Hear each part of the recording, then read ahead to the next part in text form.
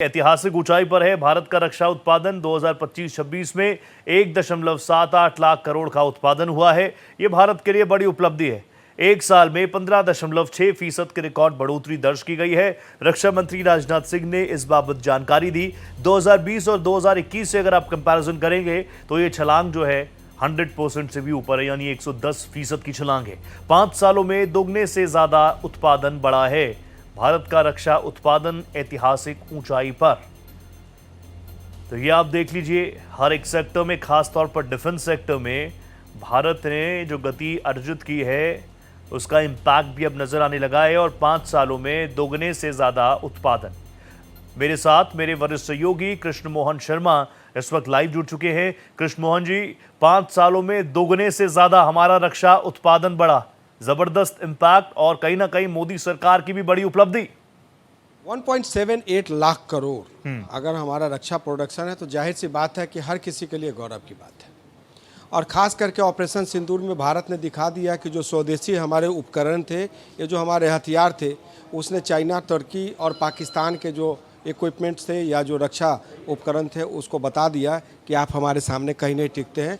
तो जो पहले बात होती थी कि made in America, made in Pakistan, made in तुर्की, उसको जवाब दे दिया। अब सवाल आता है कि ये ग्रोथ कैसे हुआ। इस ग्रोथ के पीछे 3 वजह है। 500 MSME जिसको रजिस्टर्ड किया नरेंद्र मोदी ने और लोगों को इस तरीके से प्रेरित किया कि आप MSME के जरिए अपने ड्रोन बनाइए, आप अपने टेक्नोलॉजी का विकास कीजिए, तमाम उनको फैसिलिटी दी, जिसका नतीजा दिखा। उसके बाद प्राइवेट पार्टनरशिप, जो प्राइवेट पार्टनरशिप हुई, जैसे अवानी जैसी कंपनी है, अवानी है AVANI, उसने इसमें ये किया, और FDI फॉरेन डायरेक्ट इन्वेस्टमेंट। उसके बाद अगर हम बात करें तो हमारे पास HAL पहले से था, और उसके बाद भारत डायनामिक लिमिटेड BDL हमारे पास था, उसके बाद BEL, MIG, MIC, ये तमाम ऐसी कंपनियां थी जो भारत के लोगों ने, यानी भारत के जो हुक्मरान थे जिन्होंने डिमांड किया कि हमें ये चाहिए, तो उन्होंने प्रोड्यूस करके दिया। चाहे हम बात करें अग्नि की बात करें, चाहे हम बात करें ब्रह्मोस की बात करें, या हम बात करें कि हमारे जो इसरोज हैं या DRDO के साइंटिस्ट ने जिस तरीके से एक टेक्नोलॉजी का इजाद किया, उसका नतीजा ये हुआ कि जो छोटे छोटे कंट्रीज़ थे या जो कई ऐसे विकासशील कंट्रीज़ हैं जिनको ऐसे मारक हथियार की ज़रूरत थी, वो भारत से ख़रीदना शुरू किया। और जो प्रेस कॉन्फ्रेंस में या जो लोगों के अगल बगल से सिस्टम से बातचीत जानकारी मिलती है कि ये अगले साल 2.25 लाख करोड़ तक जाएगा प्रोडक्शन हमारा, और इसके प्रोडक्शन की उम्मीद ये की जा रही है कि 2030 तक ये 3 गुना से बढ़ के 4 गुना तक बढ़ जाएगा। मतलब आप समझिए कि 6 लाख 7 लाख हज़ार करोड़ जो है हमारा फॉरेन डायरेक्ट इन्वेस्टमेंट के जरिए या प्राइवेट पब्लिक पार्टनरशिप के जरिए, MSME के जरिए हमारा डिफेंस का प्रोडक्शन होगा। रोहित, दिस इज बिग, ये बड़ी बात है। और ये सिर्फ फ्रेजेस नहीं है कृष्ण मोहन शर्मा सर, लगातार हम लोग तो डिस्कस करते हैं make in India, make for the world, आत्मनिर्भर भारत, खास तौर पर रक्षा क्षेत्र में। ये सब अब फ्रेजेस नहीं रहे, ये तो अब रियलिटी बन चुका है। जाहिर तौर पर रियलिटी बन चुका है, क्योंकि आप उधर से कोई बहुत भारी विमान उड़ाते हो, पता चलता है कि उसकी कीमत अरबों में है, और हमारा 20,000 रुपये का ड्रोन जार के मार के गिरा देता है। वाह। आप अगर कुछ करते हो तो स्वान टेक्नोलॉजी, हमारी क्या स्वान टेक्नोलॉजी है। स्वान टेक्नोलॉजी में हम सैटेलाइट से जो रेज भेजते हैं, आप कोई भी यहाँ पे विमान लेके आओगे तो मधुमक्खी के झुंड की तरह आपको घेर के मार देंगे, जो पाकिस्तान में किया ऑपरेशन सिंदूर में।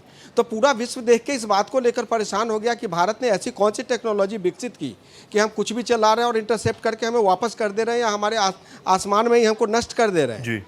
तो ये बात देख के सिर्फ भारत के लोग तो आश्चर्यचकित थे ही।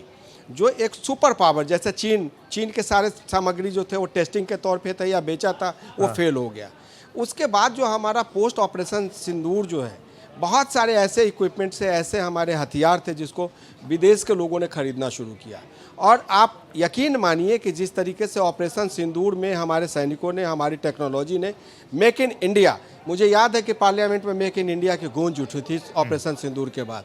तो मेक इन इंडिया एक तो भरोसेमंद नाम है कि ये ऐसा नहीं है कि चले तो शाम तक, चले तो चांद तक और ना चले तो शाम तक।